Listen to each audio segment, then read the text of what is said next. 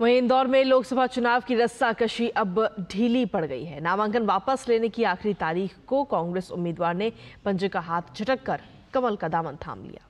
अचानक मुंह की खाने के बाद जहां कांग्रेस के पास अब बोलने को कुछ भी नहीं बचा है, तो वहीं बीजेपी के वरिष्ठ नेता और लोकसभा के पूर्व अध्यक्ष ने इस पैंतरे पर अपनी नाराजगी जाहिर करते हुए इसे लोकतंत्र के लिए खतरा बताया है। पेश है हमारे संवाददाता विशाल बेरिस्टो की इंदौर से ये खास रिपोर्ट। किसी महाराजा की तरह सजे धजे, गले में अभी से जीत की मालाएं पहने ये हैं इंदौर से बीजेपी के उम्मीदवार शंकर लालवानी। शहर में चुनाव अभियान पर निकले लालवानी का हर गली नुक्कड़ पर जमकर स्वागत हो रहा है।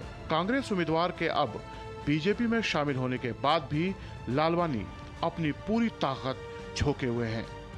हमारा शहर तेजी से आगे बढ़ता हुआ शहर है, देश नहीं दुनिया में आगे बढ़ता हुआ शहर है और सभी लोग जिस प्रकार से उत्साह और उमंग के साथ जनसंपर्क में साथ में लगे हुए हैं, पूरा विश्वास है कि इस बार जीत का नया इतिहास इंदौर बनाएगा। 29 अप्रैल को नामांकन वापस लेने के आखिरी दिन कांग्रेस को शर्मसार कर बीजेपी में शामिल हुए हैं ये है अक्षय बम।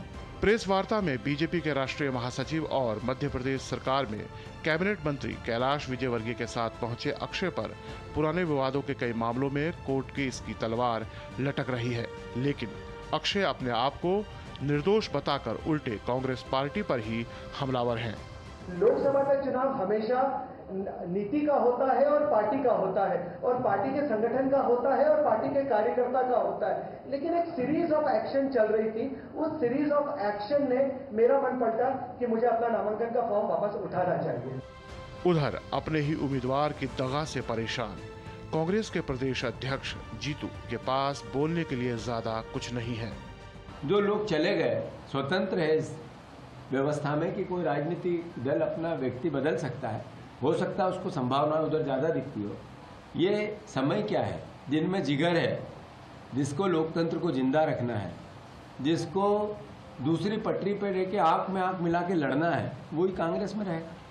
कांग्रेस के पास बेशक बोलने के लिए कुछ न हो, पर इंदौर में बीजेपी के वरिष्ठ नेता और लोकसभा के पूर्व अध्यक्ष सुमित्रा महाजन ने इस चुनावी दांव पेच पर नाराजगी जताई है।